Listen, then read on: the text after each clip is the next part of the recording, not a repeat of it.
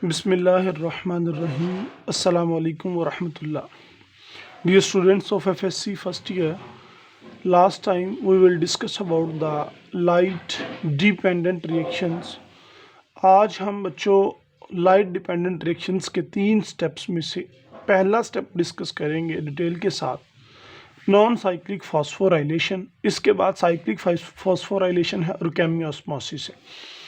तो non cyclic phosphorylation में होता क्या है, एक तो हमें ये बात वाज़ेह हो जाए कि नॉन साइक्लिक का मतलब है कि ये एक साइक्लिक प्रोसेस नहीं है, यानी कि अगर ये इस पॉइंट से स्टार्ट होता है तो चल के ये वापस इस पॉइंट पर ख़त्म नहीं होगा, इसको बोलते हैं साइक्लिक।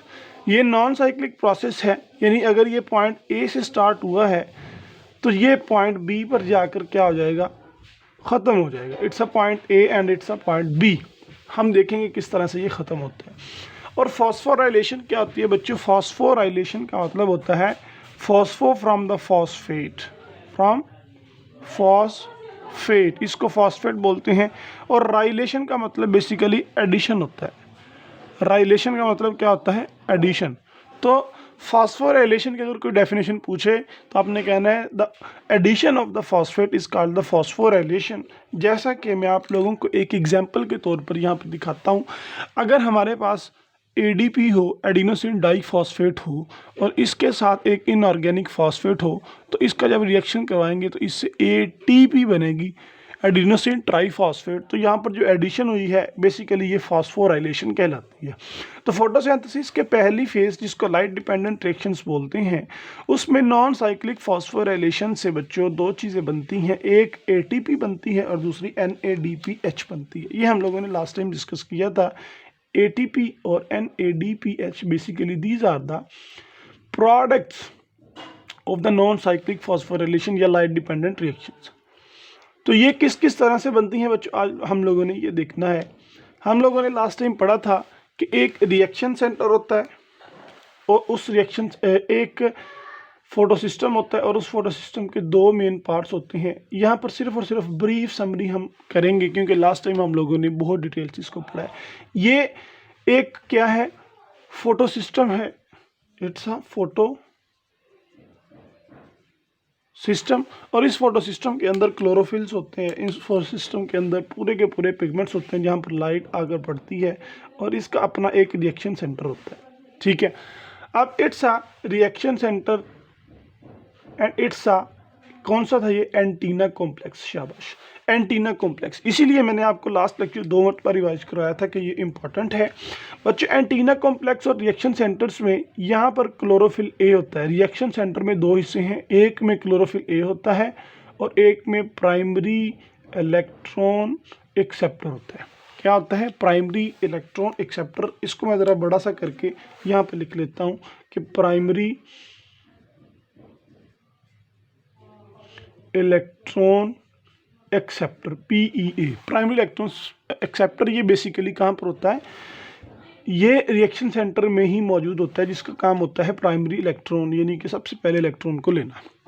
तो बच्चों हम लोगों ने पढ़ा जैसे ही लाइट आती है, लाइट आकर एंटीना कॉम्प्लेक्स के मॉलिक्यूल्स पर पड़ती है और एंटीना कॉम्प्लेक्स में बहुत ज़्यादा बहुत ज़्यादा क्लोरोफिल्स, बहुत ज़्यादा कैरोटिनॉइड्स और जेंथोफिल्स पड़े होते हैं, जिसको हमने लास्ट टाइम बहुत डिटेल से और डिफरेंट कलर्स के साथ शो किया था, लेकिन यहाँ पर मैं एक कर रहा हूँ। इनका काम होता है एंटीना कॉम्प्लेक्स का कि एंटीना जिस तरह सिग्नल कैरी करता है, ये सारे के सारे लाइट को कैरी करके क्लोरोफिल ए जो रिएक्शन सेंटर में होता है उसको देते हैं और क्लोरोफिल ए एक्साइट हो जाता है। क्या हो जाता है? एक्साइट हो जाता है और ये अपने इलेक्ट्रॉन्स को निकालना शुरू करता है, जो दे देता है प्राइमरी इलेक्ट्रॉन एक्सेप्टर को। प्राइमरी इलेक्ट्रॉन एक्सेप्टर उसी इलेक्ट्रॉन्स को जो क्लोरोफिल ए ने निकाले हैं, ये क्या करेगा? ये पहुंचा देता है आगे इलेक्ट्रॉन ट्रांसपोर्ट चेन में। किस में पहुंचा देता है? इलेक्ट्रॉन ट्रांसपोर्ट चेन को ये इलेक्ट्रॉन्स दे देता है और यहाँ से इलेक्ट्रॉन ट्रांसपोर्ट चेन स्टार्ट हो जाती है। अब बच्चे अगर मैं बात करूं इस क्लोरोफिल की, जो क्लोरोफिल रिएक्शन सेंटर में है, हमने कहा कि इससे इलेक्ट्रॉन्स निकले हैं, ये क्लोरोफिल एक्साइट हुआ है। समझ आ रही है ना कि ये वाला क्लोरोफिल जो है जो रिएक्शन सेंटर में है ये एक्साइट हुआ है। एक्साइट होने का मतलब कि यहाँ पर अब इलेक्ट्रॉन निकल गए हैं। क्लोरोफिल ए ये वाला है, मैं इसको थोड़ा सा क्लोरोफिल ए शो करूँगा। अब क्लोरोफिल ए के पास फॉर एग्जांपल यहाँ पर 10 इलेक्ट्रॉन थे, समझाने के लिए 10 इलेक्ट्रॉन्स थे। तो 10 इलेक्ट्रॉन में से जब ये एक्साइट होता है तो अपने 5 इलेक्ट्रॉन्स को निकाल देता है। समझने के लिए 5 इलेक्ट्रॉन्स जो हैं यहाँ से निकल जाते हैं। विद ड्रॉ, स्केप आउट या विदड्रॉ, निकल गए। तो अब क्लोरोफिल ए के पास कितने इलेक्ट्रॉन रह गए? 5 इलेक्ट्रॉन रह गए। 5 इलेक्ट्रॉन्स इसके पास हैं और क्लोरोफिल ए के पास, इसका मतलब ये है कि इलेक्ट्रॉन की डेफिशिएंसी हो गई है। इसको 5 इलेक्ट्रॉन्स और चाहिए। अब ये जो डेफिशिएंसी हुई है, the deficiency of electrons from the chlorophyll A, basically it is known as the electron hole। इसको बोलते हैं it's a electron hole. Hole का मतलब होता है कि डेफिशिएंसी, कमी।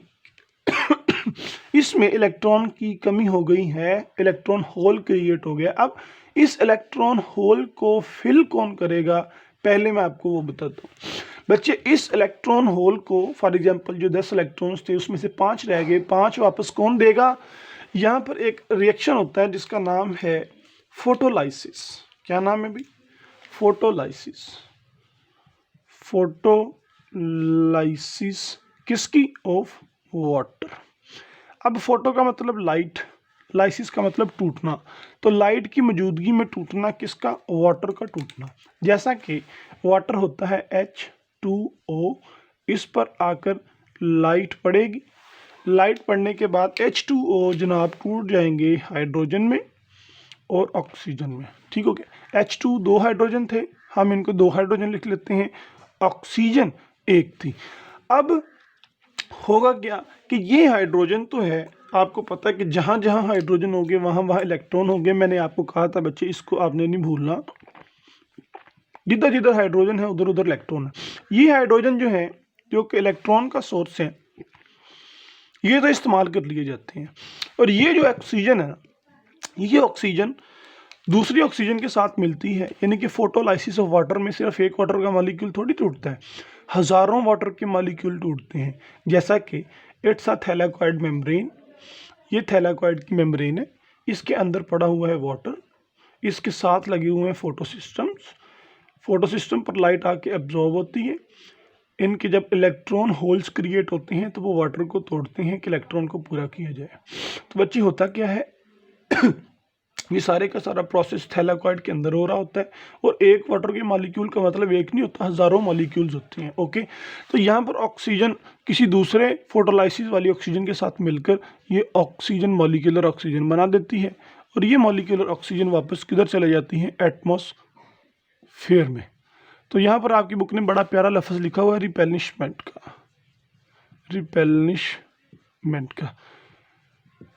वो कहते हैं कि ऑक्सीजन जो नॉन साइक्लिक फॉस्फोराइलेशन के दौरान प्रोड्यूस होती है, वो एटमॉस्फेरिक रिपेलिशमेंट ऑक्सीजन का बहुत इंपॉर्टेंट ज़रिया है। यानी कि रिपेलिशमेंट का होता है कि दोबारा से किसी चीज़ को तरोताज़ा करना, दोबारा से आ जाना, गैप को फिल कर देना। तो इन्वायरमेंट में ऑक्सीजन देने वाला स्टेप जो है, बेसिकली हम लोग पढ़ते रहेंगे, पौधे फोटोसिंथेसिस के अमल में ऑक्सीजन रिलीज करते हैं, वो यहाँ से रिलीज कर रहे होते हैं।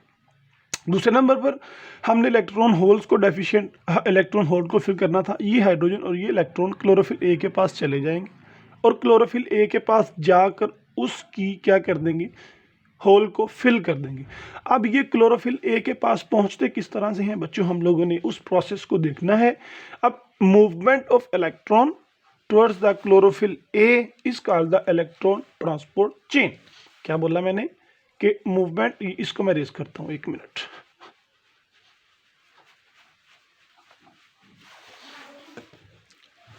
मूवमेंट ऑफ इलेक्ट्रॉन्स,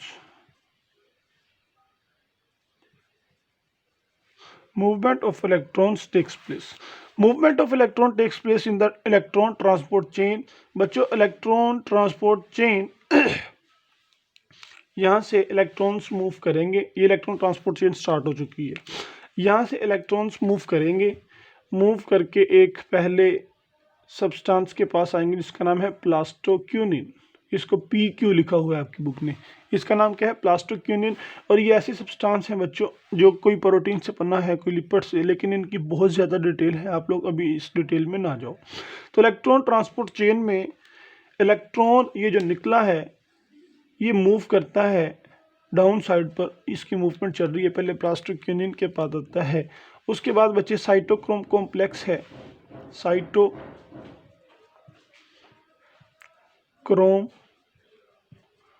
कॉम्प्लेक्स है, ये भी एक प्रोटीन का कॉम्प्लेक्स होता है, मूव कर रहा होता है और ये फिर एट द एंड प्लास्टोसाइनिन के पास पहुंचता है। ठीक है, प्लास्टोसाइनिन के पास पहुंचता है। कौन पहुंचता है बच्चे, इलेक्ट्रॉन पहुंचता है। इलेक्ट्रॉन मूव करता आ रहा है, जैसे जैसे इलेक्ट्रॉन मूव करता आएगा तो ये अपनी एनर्जी को, ये इलेक्ट्रॉन में मूव कर रहा है, ये इलेक्ट्रॉन ये अपनी एनर्जी को डिसिपेट करता रहेगा, अपनी एनर्जी को ज़ाया करता रहेगा। और यही एनर्जी जो इसकी ज़ाया हो रही है, निकल रही है, बल्कि ज़ाया नहीं हो रही, यही एनर्जी जो निकल रही है ये एनर्जी काम आ जाती है बच्चे ATP बनाने में। जैसा कि ADP यहाँ पर पड़ा हुआ था, साथ इसके इनऑर्गेनिक फॉस्फेट था। ये इलेक्ट्रॉन की डेफिशिएंसी, इलेक्ट्रॉन की जो डाउन हिल मूवमेंट है उसकी वजह से निकलने वाली एनर्जी से ये जो चीज़ है ATP में कन्वर्ट हो जाती है, यहाँ पर ATP में कन्वर्ट हो जाती है। और यहाँ से लेकर यहाँ तक जहाँ पर ADP से ATP बनती है, ये पूरे का पूरा एक स्टेप है जिसको केमिओस्मोसिस बोलते हैं। और इस केमिओस्मोसिस को हम लोगों ने अपने नेक्स्ट लेक्चर में इंशाल्लाह डिस्कस करना है। तो खैर, इलेक्ट्रॉन की डाउन मूवमेंट से एनर्जी रिलीज होती है, यानी कि इलेक्ट्रॉन अब एनर्जी पुअर मॉलिक्यूल्स होते हैं यहाँ पर आकर एनर्जी पुअर। तो एनर्जी पुअर इलेक्ट्रॉन्स आकर फिर क्या करेंगे पहले तो इन्होंने ATP को बनाया, एनर्जी पुअर इलेक्ट्रॉन्स आकर प्लास्टोसाइनिन के बाद यहाँ पर मौजूद होता है एक और फोटो सिस्टम, और उस फोटो सिस्टम का नाम होता है फोटो सिस्टम 1। ठीक है, उसका नाम होता है फोटो सिस्टम 1। मैंने आपको 2 फोटो सिस्टम पढ़ाए थे, एक फोटो सिस्टम 2 और एक फोटो सिस्टम 1। यहाँ पर मौजूद फोटो सिस्टम जो है वो 2 है, और यहाँ पर मौजूद फोटो सिस्टम जो है वो 1 है, जो रिसीव कर रहा होता है एनर्जी पुअर इलेक्ट्रॉन्स। तो यहाँ पर बच्चे ये फोटो सिस्टम है, for example it's a photo system. इस फोटो सिस्टम के भी 2 हिस्से होंगे, एक एंटीना कॉम्प्लेक्स होगा और एक प्राइमरी इलेक्ट्रॉन सेंटर और क्लोरोफिल वाला, यानी कि रिएक्शन सेंटर होगा। ये रिएक्शन सेंटर है और ये एंटीना कॉम्प्लेक्स है फोटो सिस्टम 1 का। यहाँ पर भी मॉलिक्यूल्स होंगे जो लाइट को एब्जॉर्ब कर रहे होंगे। ठीक है, और यहाँ पर क्लोरोफिल A होगा जो क्या कर रहा होगा, एक्साइट होकर अपने इलेक्ट्रॉन्स जो है वो किसको दे रहा होगा, प्राइमरी इलेक्ट्रॉन एक्सेप्टर को। ठीक है, PEA, ये आप लोगों ने बच्चों बताया सारे का सारा। अब फॉर एग्जांपल इस इलेक्ट्रॉन को आप छोड़ो, इस पे बात करो, इसमें सारे के सारे मॉलिक्यूल्स लाइट को एब्जॉर्ब करते हैं। लाइट को एब्जॉर्ब करने के बाद दे देते हैं क्लोरोफिल A को, जो रिएक्शन सेंटर में मौजूद है। क्लोरोफिल A एक्साइट होता है और इसको देता है इलेक्ट्रॉन PEA को, प्राइमरी इलेक्ट्रॉन एक्सेप्टर को। अब यहाँ पर भी तो अगर ये क्लोरोफिल A इलेक्ट्रॉन देगा तो होल क्रिएट होगा ना, होगा, बिल्कुल होगा। अब इस होल को बच्चों कभी भी आप लोगों ने ये नहीं कहना कि इस होल को फोटोलाइसिस ऑफ वाटर फिल करेगी। ठीक है, इस होल को फिल करने के लिए वाटर नहीं टूटता। इस होल को फिल करने के लिए ये जो इलेक्ट्रॉन्स मूव कर रहे होते हैं नीचे की तरफ, चाहे ये एनर्जी पुअर होते हैं, लेकिन आपको पता है एनर्जी पुअर इलेक्ट्रॉन्स कभी भी डिमिनिश ख़त्म नहीं हो जाते। अब ये एनर्जी पुअर इलेक्ट्रॉन इसके पास आकर इसकी डेफिशिएंसी को फिल करेंगे। और बच्चों अगर इनमें एनर्जी ज़्यादा होती तो इन्होंने इसके पास नहीं आना था, बल्कि एक्साइट होकर प्राइमरी इलेक्ट्रॉन एक्सेप्टर के पास जाना शुरू कर देना था। समझ आ रही है? तो बच्चे प्राइमरी इलेक्ट्रॉन एक्सेप्टर के पास जब इन्होंने शुरू कर देना था PEA, तो इसका मतलब था यहाँ पर होल जो है वो फिल नहीं होगा। तो इसलिए एनर्जी पुअर होते हैं वो आराम से आकर क्लोरोफिल A के पास बैठ जाते हैं। फिर क्लोरोफिल A को लाइट जब मिलती है, एनर्जी पूरी होती है, फिर वो इलेक्ट्रॉन वापस निकलते हैं। तो इस तरह से इसको क्रिएट कर देते हैं। अगर आप लोग बच्चों इस रिएक्शन की स्कीम देखो, यहाँ से स्टार्ट हुई है और इस तरह पूरा आके फिर इस तरह ऊपर को जा रही है। इस स्कीम को इसके अपीयरेंस की बना पर बच्चों जी स्कीम भी बोला जाता है। क्या बोला जाता है? जी स्कीम, जेड स्कीम इसको बोला जाता है। ठीक हो गया। जिस साइंटिस्ट ने इसको डिस्कवर किया था उसने इसको जी की तरह का देखा, इसलिए बच्चों इसको जी स्कीम कंसीडर किया जाता है। अब बच्चों यहाँ तक तो हमारा नॉन साइक्लिक फॉस्फोराइलेशन था, लेकिन हम लोग कुछ मिस कर रहे हैं। हमने कहा था एटीपी और एनएडीपीएच बनता है। एटीपी तो बन गया यहाँ पर, और एनएडीपीएच तो अभी भी नहीं बना। हाँ, बाज़ दफ़ा बच्चों होता ये है, जिस तरह दो फोटो सिस्टम्स इन्वॉल्व होते हैं, दूसरी इलेक्ट्रॉन ट्रांसपोर्ट चेन भी स्टार्ट हो जाती है। यहाँ से लेकर यहाँ तक इलेक्ट्रॉन ट्रांसपोर्ट चेन है, यानी वो इलेक्ट्रॉन को ट्रांसपोर्ट करवा रही है और एटीपी बना रही है। दूसरी इलेक्ट्रॉन ट्रांसपोर्ट चेन किस तरह से स्टार्ट होती है कि यहाँ से प्राइमरी इलेक्ट्रॉन एक्सेप्टर से जो इलेक्ट्रॉन्स होते हैं, फॉर एग्जांपल मैंने 2 इलेक्ट्रॉन्स को शो किया है, ये वाले 2 इलेक्ट्रॉन्स क्या होता है, ये वाले 2 इलेक्ट्रॉन्स बच्चों आगे एक प्रोटीन होती है जिसका नाम है फेरिडॉक्सिन, और इसका एब्रीविएशन है एफडी। फेरिडॉक्सिन एक आयरन रिच प्रोटीन होती है, ये आप लोगों की बुक में भी मेंशन है। ये फेरिडॉक्सिन ऐसा सब्सटेंस है, ऐसी प्रोटीन है जो इन इलेक्ट्रॉन्स को लेकर आगे एक एंजाइम है, उसका नाम है NADP रिडक्टेस। NADP reductase. अब NADP की रिडक्टेस करेगी। आपको बताया था मैंने कि अगर थैलाकॉइड हो, थैलाकॉइड की मेम्ब्रेन के अंदर, ये थैलाकॉइड था, और थैलाकॉइड के बाहर जो क्लोरोप्लास्ट होता है उसमें स्ट्रोमा होता है, और स्ट्रोमा के अंदर 2 चीज़ें पड़ी होती थी, एक ADP था और एक NADP था। तो NADP मौजूद है। NADP रिडक्टेस एक एंजाइम है जो इन इलेक्ट्रॉन्स को लेकर इसमें ऐड करेगा। जैसे NADP एक चीज़ है, ओके, और साथ इसके इलेक्ट्रॉन्स मतलब हाइड्रोजन आए, 2 हाइड्रोजन थे फॉर एग्जांपल, हाइड्रोजन हाइड्रोजन, जब इसमें ऐड हो जाएंगे NADPH2 बन जाएगा और इस पर पॉजिटिव का साइन आ जाएगा, इसको बोलते हैं रिडक्शन ऑफ NADPH। तो बच्चे रिडक्टेज का मतलब रिडक्शन से, और रिडक्शन का मतलब एडिशन ऑफ हाइड्रोजन। तो addition of hydrogen in the NADP with the help of NADP reductase is called the reduction reaction and NADPH2 is formed। अब हमारे पास 2 चीज़ें बन चुकी हैं, एक NADPH2 है और ATP है। यही 2 चीज़ें हम लोगों ने नॉन साइक्लिक फॉस्फोराइलेशन के तरीके से बनानी थी। अब इसमें फॉस्फेट की एडिशन भी हुई है, और दूसरे नंबर पर ये एक पॉइंट से स्टार्ट होकर दूसरे पॉइंट पर ख़त्म हो गया है, यानी वापस पहले पॉइंट पर आके ख़त्म नहीं हुआ है, तो इसलिए इसको नॉन साइक्लिक बोलते हैं। तो non cyclic phosphorylation is the first step of the light dependent reactions and the cyclic phosphorylation and the chemiosmosis. ये हमारा रह गया है, इंशाल्लाह we will discuss in our next lecture. अल्लाह हाफिज़, अस्सलाम वालेकुम।